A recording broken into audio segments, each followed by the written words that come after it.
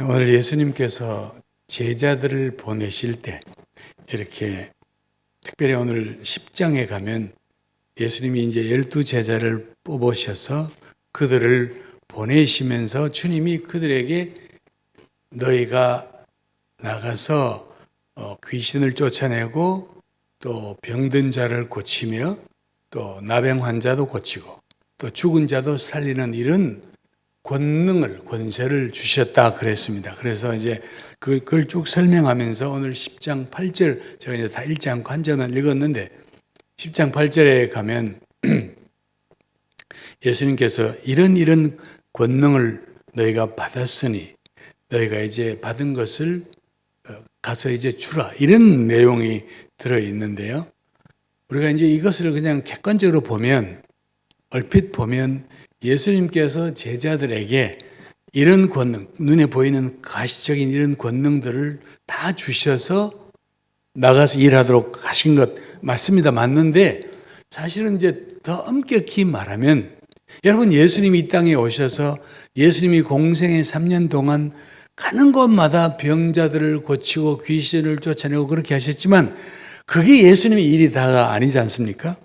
그것은 우리 인간들이 가시적으로 볼 수 있는 예수 그리스도에 대한 어떤 이해를 돕는 하나지, 예수님이 실제로 오셔서 병을 고쳤어요. 많은 사람을 병자로 이렇게 죽은, 이렇게 소망 없는 자들을 살리고 하셨는데 그들이 여러분 예수 다 믿었습니까? 예수님 십자가에 돌아가실 때 그 많은 고침받은 사람들이 다 어디 갔었죠? 이제 이거는 오늘 예수님이 말씀하신 것은 제자들 보고 너희도 가서 이렇게 다 고치라, 이렇게 얼핏 보면 그런 말씀 같지만 사실은 훨씬 더 깊은 뜻이 있어요. 예수님이 이렇게 다니면서 막 이렇게 이적을 베풀고 그동안 보지 못한 일들을 보니까 한 명이 예수님께 오지에 와서 예수님이 어느 곳에 가든지 저는 예수님을 따르겠습니다 그랬어요. 예수님께서 그래, 그럼 나랑 같이 가자 이렇게 하시면 될 텐데 주님이 이 청년에게 뭐라고 말씀하시는, 이 사람에게 뭐라고 말씀하시는 거니? 이 들판에 있는 여우도 굴이 있고 자기가 이제 들어갈 굴이 있다는 거죠. 공중에 나는 새들도 머리둘, 그 깃털 머리둘 곳 있는 그 새집이 있는데 예수님은 지금 네가 따르려고 나는 내 머리 하나 둘 집도 우리식으로 말하면 집도 절도 없다는 거예요. 아무것도, 인간적으로 보면 아무것도 없는 거예요. 사실은 예수님이 제자들에게 주신 것은 이런 것이 아니거든요.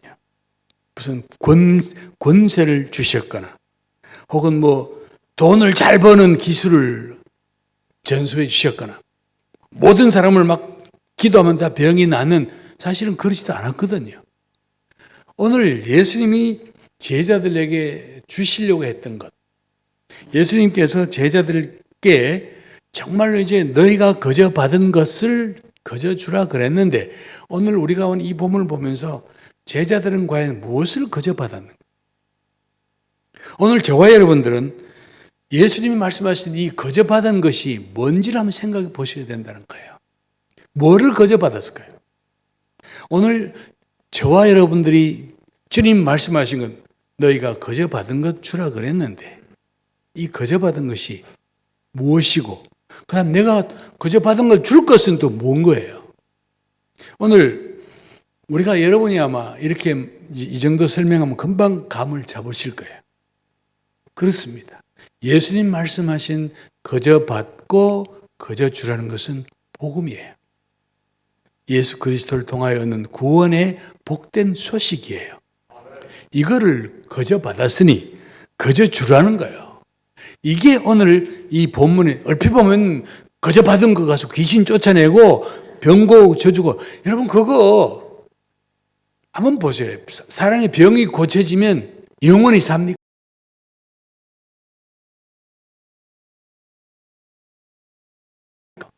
예수님이 그런 낮은 차원의 것을 말씀하시는 게 아닌 거예요. 예수님이 주신 것은 너희가 나를 믿음으로 받은 이 영생의 이 복음을, 영원한 죽음에서 생명으로 옮겨온 이 복음을 너희가 받았으니 이거를 주라는 거예요. 오늘 이제 이거를 주는 사람들이 이거를 어떤 태도를 갖고 줘야 되는가 할 때 주님께서 꼭 여기 단어 한 말을 하나를 딱 넣었는데 그게 뭔가 하니 거저 받았다는. 그 너희가 그냥 거저 받은, 우리식으로 말하면 공짜로 받은 거예요. 공짜로 받았으니 거저 주어라. 공짜로 주어라는 거예요. 공짜로 받은 사람들은 당연히 내가 기대하지 않았는데, 내가 노력이 없는데, 내가 아무런 어떤 힘을 쓰지 않은데 공짜로 선물을 받은, 큰 선물을 받은 사람들은 당연히 그 마음에 감사가 나와요. 내가 열심히 노력해가지고 받았으면 내가 노력한 대가를 받았지. 그런데 내가 노력이 하나도 없는데 내가 전혀 예상하지 못했던 뜻밖의 큰 선물을 받은 사람이 어떤 태도를 가져야 되느냐 이거죠. 그걸 얘기하는 거예요. 자, 여러분 그림 하나를 좀 보겠습니다. 아마 없어도 되지만 또 그래도 그림을 보면 훨씬 더 실감이 날 거라고 생각합니다. 저 그림 한번 봅시다.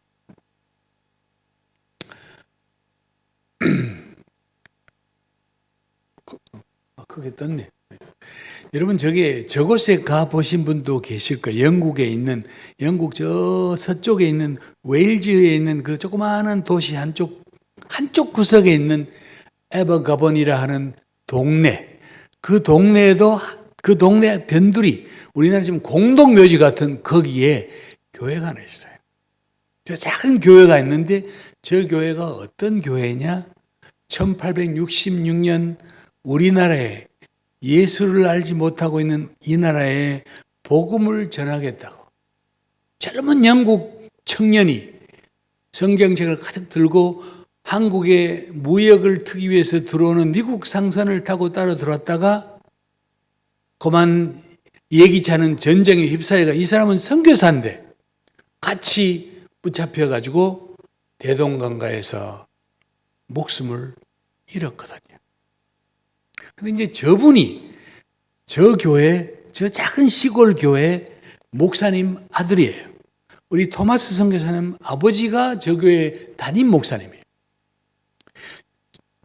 저 교회는 지금은 한국 분들에게 많이 알려져서 많이 영국 가면 크리스찬들은 대부분 저기 갔다 올라 그래요, 사실은요. 근데 그때만 해도 이제 제가 1980년대 영국에 있어 한 4년, 5년, 6년 그때 영국에 있었는데요. 제가 이제 아프리카 각지에 영국에서 공부하고 있을 때 어떤 분이 전화가 왔어요. 공항에서. 어떻게 내 전화를 아는지 모르지만 이분이 전화 와서 유병국 전도사님이세요. 그래서 그때 제가 전도사 되니까 맞습니다. 제가 좀 뵙고 싶어요. 그래서 이제 어디로 만났어요. 만났더니 중년 부부가 오셨는데 자기들을 소개하기를 자기들은 한국에서 소설을 쓰는 여러분 이름만 되면 아시는 분인데 정연희 씨라고 아마 그때 집사님이신 것 같아요. 남편과 같이 왔어요. 그래서 제가 그 빛과 소금 잡지에 길 따라 믿음 따라라는 그 선교사들의 그 발자취를 이렇게 연재하는 그 일을 하는데 이번에 제가 토마스 선교사에 대한 이야기를 써야 되는데 토마스 선교사가 영국 사람이라는 것 알고 교회도 하노바 교회라는 것만 알지 어디에 있는지 어떻게 가는지 아무것도 모른대요. 그래서 우리도 모르는데요. 그래가지고 이제 영국 친구 보고 이걸 알아봐서 다 찾았더니 저 영국 서쪽에 웨일즈에 있는 저 조그만 동네에 있다는 걸 알고 그 영국 친구 마이크 차를 타고 그 부부하고 우리 부부가 5명이 타고 그냥 자꾸자꾸 시골길 찾아가서 저기 갔어요. 가서 저 교회 갔더니 생각보다 교회가 너무너무 후지고 이게 무슨 교회인지 아니면 공동묘지 관리사무소인지 모르겠더라 그때만. 하여튼 가서 이제 안에 딱 들어갔더니 교회 안도 저렇게 초라하고 작았어요. 근데 교회 안쪽 요렇게 한쪽 벽에 요렇게 봤더니 요만한 돌판이 하나 붙어 있는데 그 돌판에 내용이 뭔가니 바로 이 한국에 와서 목숨을 잃은 그 목사님 아들 토마스 선교사의 추모비인 거예요. 저게 추모비에 1866년 그의 두 번째 한국 선교 여행 중에 현지인들에게 체포되어 거기서 죽임을 당하다. 이렇게 돼 있어요. 그리고 끝에다가 향년 27살 이렇게 써놨더라고요. 우리가 저걸 많이 보는데 저도 그랬고 같이 간 정연이 그 작가 그분도 그렇고 다 쳐다보면서 눈물을 흘렸어요. 너무너무 마음에 그 표현할 수 없는, 여러분 그때 우리가 왜 눈물을 흘렸을까요? 여러분? 불쌍해서 울었을까요? 아이고 저 청년이 어쩌다가 한국까지 저렇게 죽었나, 불쌍해서 울었을 것 같습니까? 어떤 마음으로 울었을까요? 여러분, 그때 우리 모두에게 같은 느낌이 왔던 것이, 야, 도대체 여기가 어딘데, 여기서 그 한국이 어딘데, 그 당시에 한국은요 대원군의 세국 정책으로 프랑스하고 전쟁하려고 하면서 그 전에 프랑스 신부도 여러 명 죽이고 한국 천주교 성도들 막 수백 명을 그냥 절도산 목을 탁탁 치던 이때 아닙니까? 여러분, 얼마나 위험한 때에 글쎄. 모든 사람이 거기 가면 죽는다 그랬는데 그곳에 예수 그리스도의 복음을 갖다 주겠다고 저 젊은 청년이, 자기 와이프는 중국에 죽었는데, 여러분 그거를 생각하니까 너무 감사해서 그냥 말로 표현할 수 없는 감사가, 도대체가 이분이 와서 그 복음을 전해가지고 어쨌든 간에 오늘 한국교회에 있었고 내가 있었구나, 내가 여기까지 와 있구나, 나는 지금 선교사가 되기 위한 마음을 갖고 이런 느낌이 들었어요. 그리고는 정확하게 2주일인지 수주일 후에 제가 이제 영국에 있는 그 단체에 속해서 단체에서 소속이 되니, 그 단체에서 저는 원래 인도네시아 가려고 그랬는데 그 단체 영국 대표이신 콜린 니콜라스가 저보고 아프리카에 갑자기 선교사 한 가정이 필요하다고, 그래서 당신이 거기 좀 가시면 어떻겠냐, 그래서 저는 아프리카는 생각을 안 해봤습니다. 그러고는 이제 그랬더니 가서 한번 보고 와서, 가서 있을만 하면, 일할만 하면 가고, 아니면 뭐 당신이 못 간다고 못 보낸대요. 그래서 제가 이제 보러 갔어요. 갔는데 공항에 도착했는데 비행기가 흐름한 활주로에 내렸어요. 내려서 비행기에서 다 사람들이 이제 밖으로 활주로에 내려오는데 비행기에서 문을 딱 열고 나왔는데, 그때 제가 느꼈던 그 더위는 더위가 아니었어요. 권사님, 불이었어요. 불. 영국 날씨는 선선하거든요. 근데 그때 내게 팍 왔던 그 열기는 불이었어요. 그때 공항에 활주로의 온도가 섭씨 56도요. 그리고 얼마나 더운지 상상이 되세요? 그러니 내가 얼마나 놀랐겠어요. 그때부터 저는 마음속에 너무 강하게, 내가 여기는 못 올 곳이구나. 여기는 절대로 사람이 사는 곳이 아니에요. 그것으로 너무 딱 마음을 잡았어요. 그리고는 나중에 그래도 내가 선교사인데 하나님 보내시면 가야지, 그런 생각이 있었지만, 내가 하나님과 나중에 어떻게 이거 내고를 하고 이게 하나님하고 타협을 하는 거 아니. 하나님, 제가요 싱글이면 여기 오겠지만 하나님 아시다시피 영국에는 우리 딸들하고 우리 집사람이 있잖아요. 그 사람들이, 그 가족이 여기 와서 어떻게 살아남, 이건 아닙니다. 그러고 마음에 너무 확실히 그거를 정하고는 떠날 날이 되어서, 이 3주간 후에 떠날 날이 이미 내 마음속에는 여기는 아니야 하고 마음에 딱 굳혔어요. 그 마지막 날 공항에 가서 비행기가 오도록 기다리는데 까마득하게 생각도 안 했어요. 한 몇 주 전에 내가 저기 갔다 온 걸 전화하고 거기 탁 앉아 있었는데 갑자기 내 속에 하나님이 내게 말씀하시는 것 같은 거예요. 너 여기 비행기 타고 왔지? 너 알고 있니? 100년 년 전에 너희 나라에 왔던 복음을 들고 갔던 선교사들, 바람 불고 태평양 파도 치는 그 험한 바다를 몇 달간, 넉 달간 5달씩 항해해서 너희에게 왔지 않느냐. 여러분, 그때 제가 하나님, 그렇지요? 그러고는 그대로 영국에 가서 두말하지 않고 다른 아무런 불평하지 않고 가족을 데리고 저곳으로 갔어요.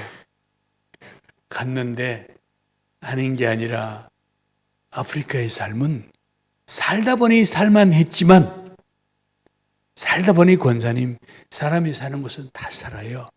그런데 처음에는 정말 힘들었어요. 우리 삶의 모양은 말할 것도 없고 아프리카 이 모기들이 우리를 얼마나 좋아하는지 특별히 우리 아이들 제 얼굴들 가보면 빈틈이 없어요. 그리고 처음 몇 달 동안 모기가 물리는 곳마다 곪지 않는 곳이 없는 거예요. 다 저렇게 정말 참혹할 정도로 이렇게 죽는구나.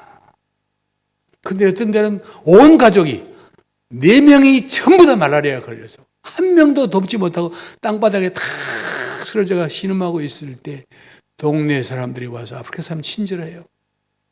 와서 우리 보고는 자기들이 울어.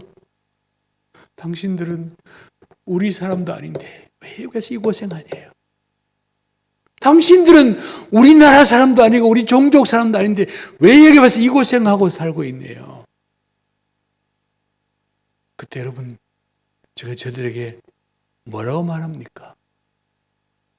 나는 아프리카 음식이 좋아서 왔어요. 나는 아프리카 날씨가 좋아서 그겁니까?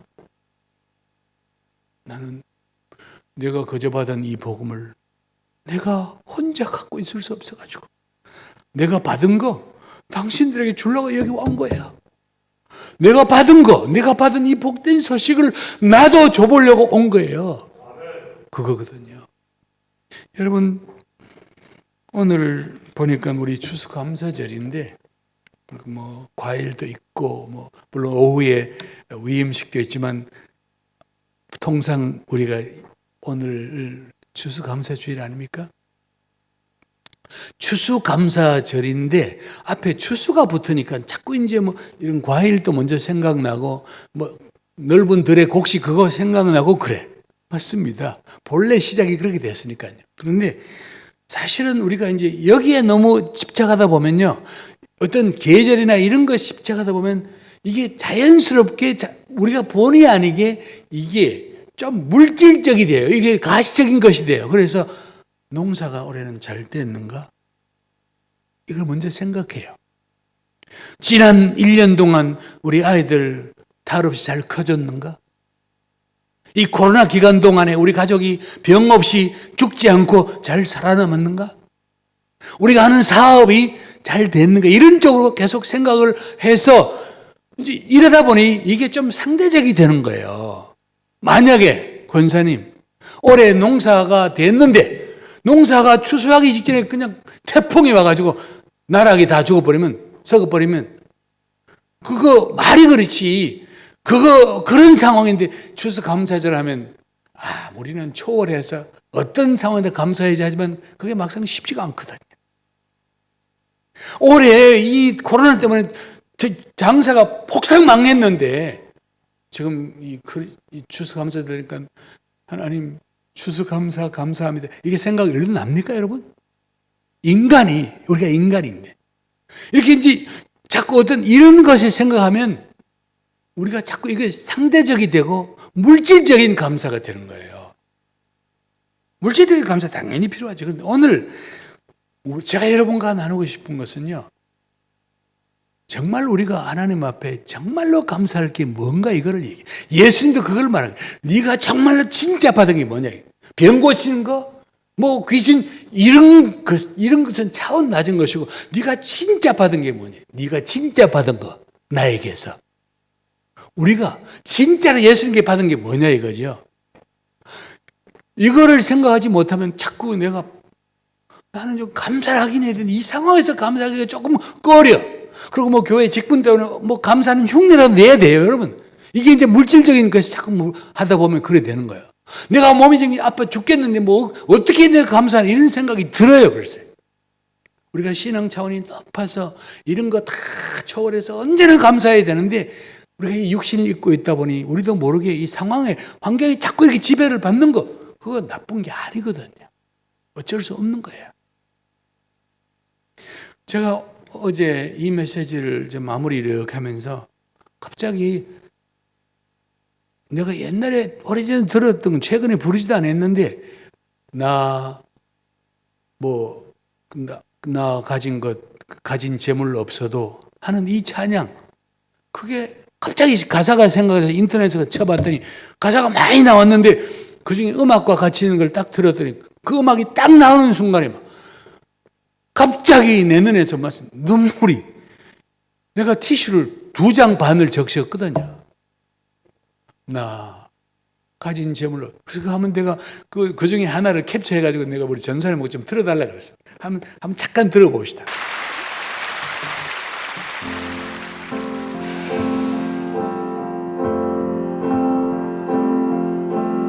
나 가진 죄 없으나 남이 가진 지식 없으나 남에게 있지 않으나 남이 없는 것 있으니 나 가진 죄 없으나 남이 가진 지식 없으나 남에게 있지 않으나 남이 없는 것 있으니 남이 것을 구하고 나 듣지 못하는 소리로 남이 바치고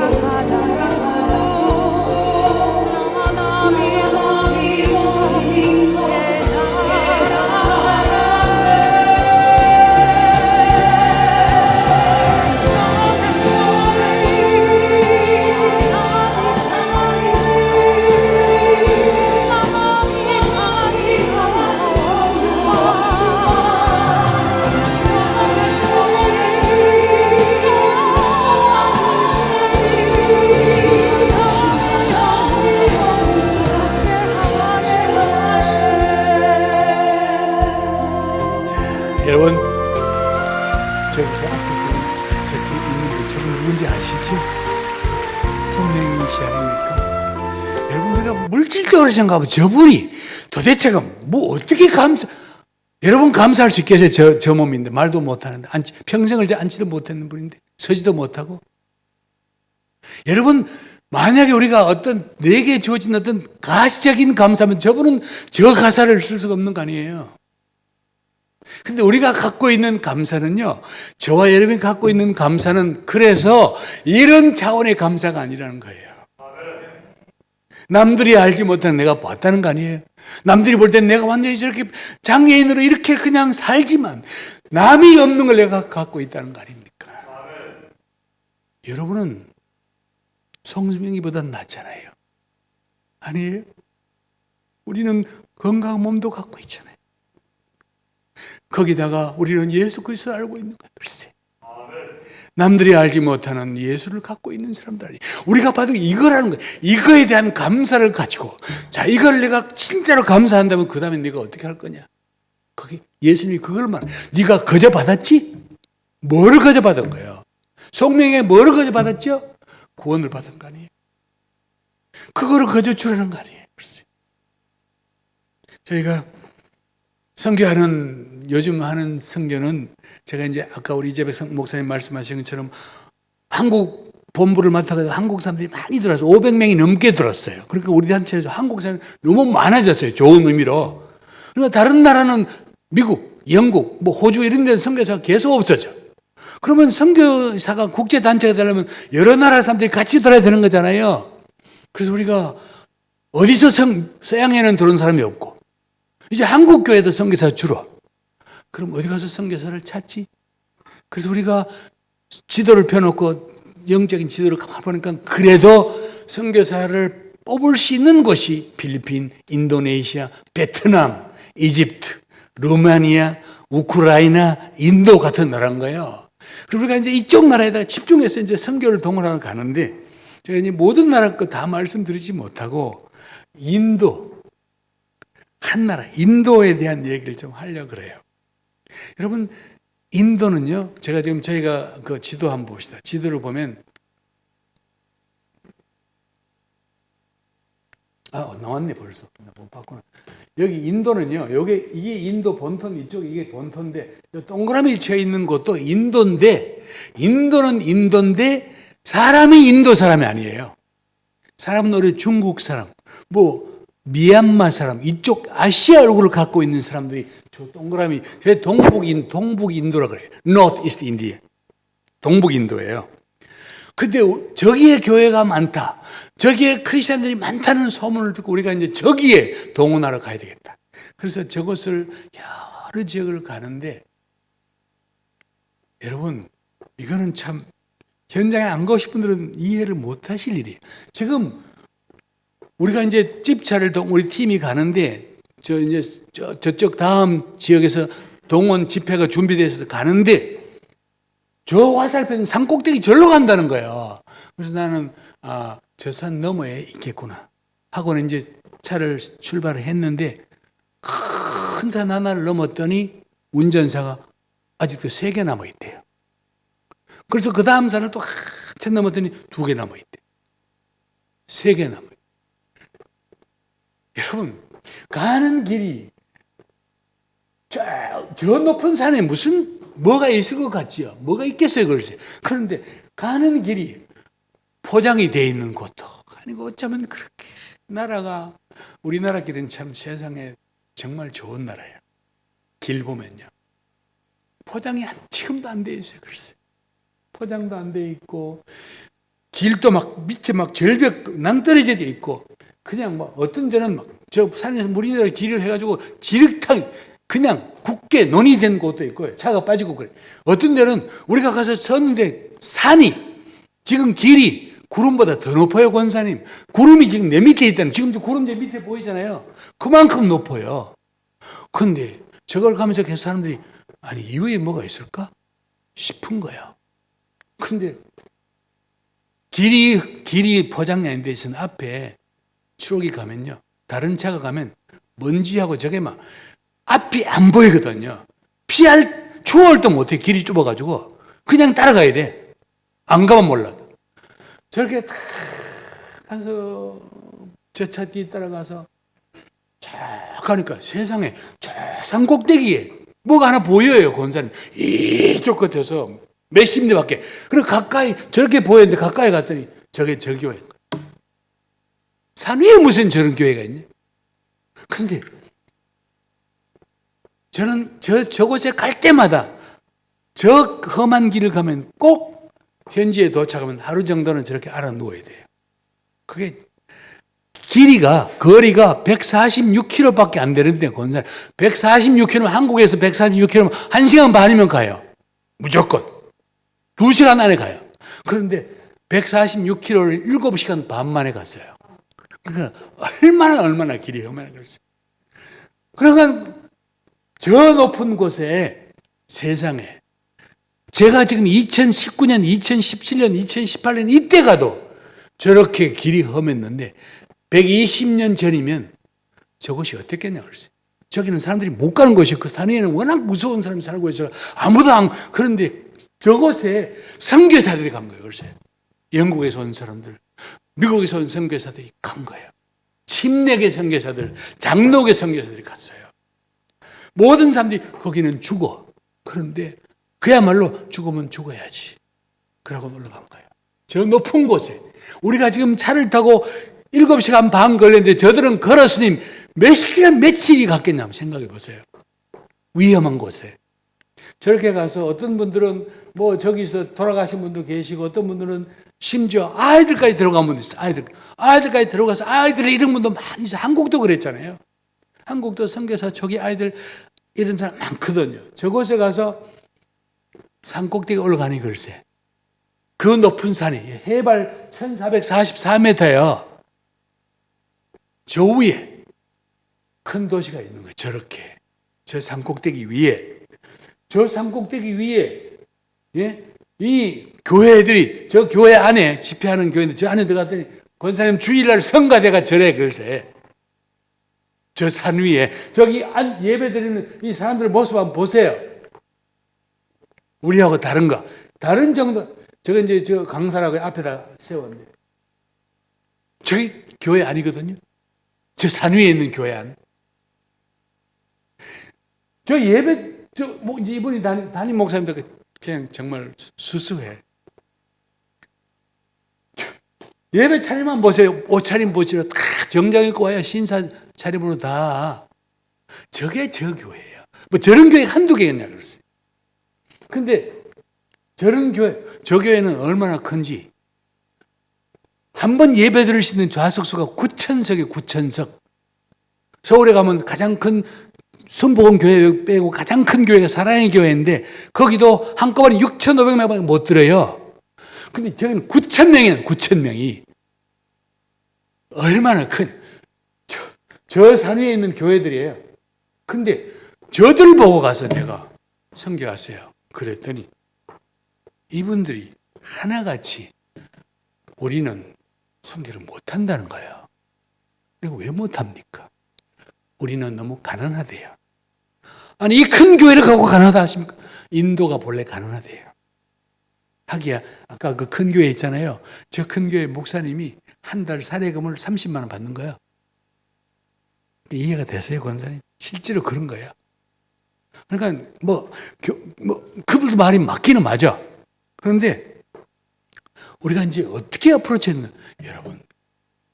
여러분 만약에 120년 전에 이 선교사들이 안 왔으면, 여러분에게 복음을 전하 안 왔으면 여러분 어땠을 것 같습니까? 그런데 여러분 만약 저분들이 목숨을 걸고 와서 여러분에게 복음을 전해서 이렇게 교회가 없었다면 여러분들은 어떤 모양이었을까요? 저분들이 원래 저 사람들이거든요.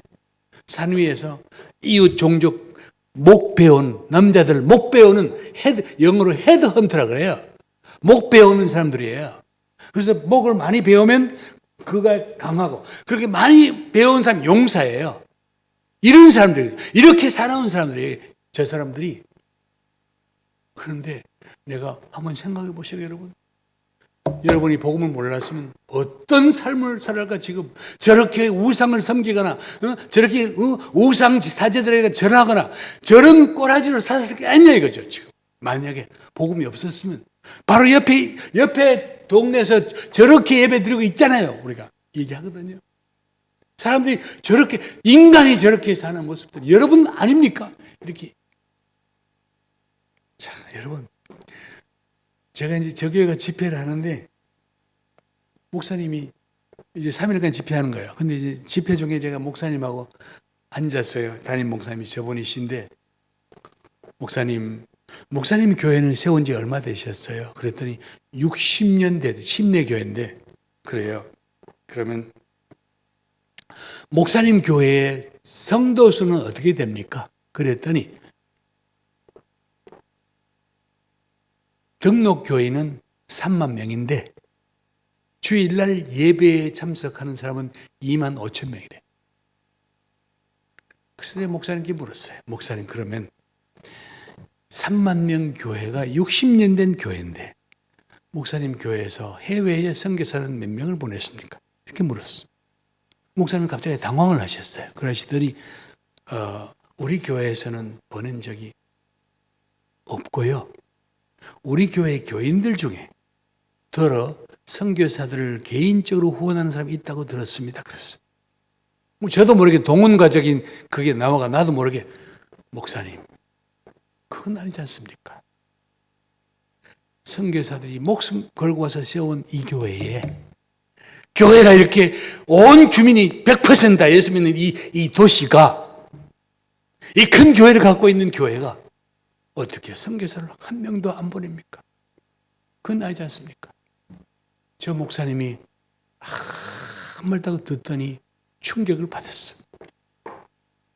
몇 달 뒤에 저 목사님 그 교회 젊은 수석 부목사님 물러져 버리고 부부가 선교사를 지원하셔가지고 아들, 딸 같은 아이들하고 석 달 동안 합숙 훈련 받고 선교사가 되신 거예요.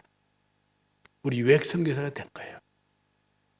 그래서 내가 목사님 보고 목사님 같은 분들은 선교식 가시보다는 여기 계시면서 교회를 동원해 주세요. 신학교를 동원해 주세요. 한 도시에 신학교 60개가 있는 데 있어요. 한 도시에 신학교가 60개가 있어요. 이런 신학교를 동원해 주세요. 지금 그 일을 열심히 하시거든요. 인도 교회가 선교사를 보내기 시작하는데 가만 보니까 우리 단체는요, 제가 속해 있는 단체는 선교사가 들어오면 이 선교사에 필요한 재정이 한 달에 3,000불입니다. 그러므로 3,000불을 확보하고 이런 게 없어요. 기준은 있어도 3,000불이 안 되면 들어오지 뭐 그건 아니거든요. 그래가지고 여기 맨 끝에 있는 이 자매는 태국에 갔는데 인도에서 우리 태국으로 보낸 자매인데 여러분 선교사가 인도를 떠나 태국에 들어갔는데 한 달에 후원을 얼마 받고 있는지 아세요? 처음에 들어갔을 때 미국 돈으로 76달러, 한국 돈으로 8만 원 받고 타국에 선교하고 있는 사람이 한 달에 8만 원 받고 일을 한 거예요. 물론 하다가 보니까 하나님께서 다른 조금 채워주셨지만 이렇게 선교사들이 가서 자기가 보낸 선교사를 가서 활동하는 거 보고는 인도 교회가 우리가 되네. 우리도 되네. 이래가지고 인도 교회들이 선교사를 보내기 시작하는 거예요. 지금 제가 속해 있는 단체면 지금 5년 동안 저희가 동원을 해서 훈련시켜서 보냈는데 5년 동안 지금 올 이달 다음 달 25일이 되면 인도 출신, 그 동북 인도 출신 우리 단체에 들어온 사람이 90명이 되는 거예요. 90명. 여러분, 저 생긴 거 보실래요? 저게 무슨 사람들이 다 우리나라 사람 비슷하게 생기잖아요. 여러분 한번 보시라고 다. 얼굴들 보시라고 다. 보면 좀 이런 사람들 좀 얼굴 다른 것 같지만 자세히 보면 얼핏 보면 다 그냥 우리하고 비슷해. 저게 저 지역 사람들이에요. 다 젊었어요. 신학교 다 했어. 그리고 저 중에 한 80%는 전부 다 어느 곳에 가든지 영어를 가르칠 수 있는 테스솔 자격증을 다 갖고 있어요. 영어 잘하거든요. 다 젊어요. 하나님이 인도 교회를 쓰시는 거예요. 여러분, 오늘 우리 이 참사랑 교회 오늘 목사님 위임하시고 여러분들은 참사랑 교회 성도로서 이제 위임 목사님 모시고 앞으로 어떻게 이 교회가 교회로서 존재할 것이냐 그거를 정해가 나가야 되는 거예요. 이재명 목사님 아까 소개하셨죠? 이재명 목사님 본래 선교사 후보였어요. 신대원 다닐 때요. 제가 이재명 목사님을 어떻게 선교사를 보내려고 그랬는데 못 갔어요. 그 대신 지금 우리 단체 이사님으로 일을 하세요. 그런데 여러분 오늘 우리가 이 땅에 살면서 교회라는 걸 생각하면요. 교회가 해야 될 일 중에 가장 중요한 일이 이거예요. 우리가 받은 것을, 우리가 받은 복음을, 우리가 거저 받은 이 복음을 거저 주는 이 일을 해야 되는 거예요.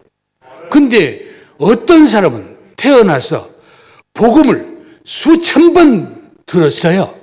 지난주일도 듣고, 오늘도 듣고, 오늘 밤에도 듣고, 내일 새벽 듣고, 내일 낮에 듣고, 수천 번 복음을 들었는데, 아직도 한 번도 복음을 들어보지 못한 사람이 있다면, 그건 교회가 직무유기하는 거예요. 그 직무유기거든요. 주님께서 너희는 이 천국 복음을 모든 민족들에게, 땅 위에 있는 모든 민족들에게 증거하라 그랬는데, 교회는 교회로서 우리끼리 모이고, 우리끼리 좋아하고, 우리끼리 예배 드린다 즐거워하고, 그 교회의 절반밖에 안 되는 거예요. 교회의 본질은 우리가 받은 이 복음을 나누어 줘야 되는 거예요. 받은 것을 주는 게 교회거든요. 주님이 그거를 우리에게 부탁하신 거예요. 주님이 우리 기독교는 역사가요. 기독교 역사는 시작과 끝이 있어요. 다른 종교는 시작도 끝도 몰라. 불교도 그냥 역사는 계속 돈다고 그래요. 윤회한다 그래요. 우리 기독교는 시작이 있고 끝이 있어요. 끝이 언제지요? 이 천국 복음이 땅 위에 있는 모든 민족들에게 증거되기 위하여 온 세상에 전파되면 그제야 끝이 오리라. 뭐지요? 주님이 오신다는 거 아닙니까? 오늘 이 땅에 있는 우리 모두는 주님이 우리에게 내가 너에게 거저 준 거, 그거 거저 받은 거 가서 얼른 다른 사람들에게 거저 주라는 거예요. 그거를 말씀하시는 거예요, 여러분. 그게 교회의, 그게 진짜 추수감사절의 의미인 거예요, 여러분. 아니 곡식이야 올해 중년이면 뭐 내놓을 것도 없는 거 아니에요. 내가 사업을 망해가지고 뭐 완전히 은행비만 잔뜩 지고 있는데 거기 뭐 어떻게 내가 헌금을 또 한다는 게 그것도 또 무리 아니에요, 여러분? 근데 우리에게 우리가 받은 이 예수 그리스도의 복음은 우리의 환경과 관계없이 영원부터 영원까지 불변하는 축복 아닙니까? 여기에 대한 감사를 우리가 진심으로 감사한다면 교회는 마땅히 선교 중심적인 교회가 되는 것이고 그렇게 가는 것이 맞습니다. 아무리 교회가 덩치가 크고 아무리 성도들이 많이 모여도 선교 안 하는 교회는 교회 역할을 제대로 하는 게 아니에요.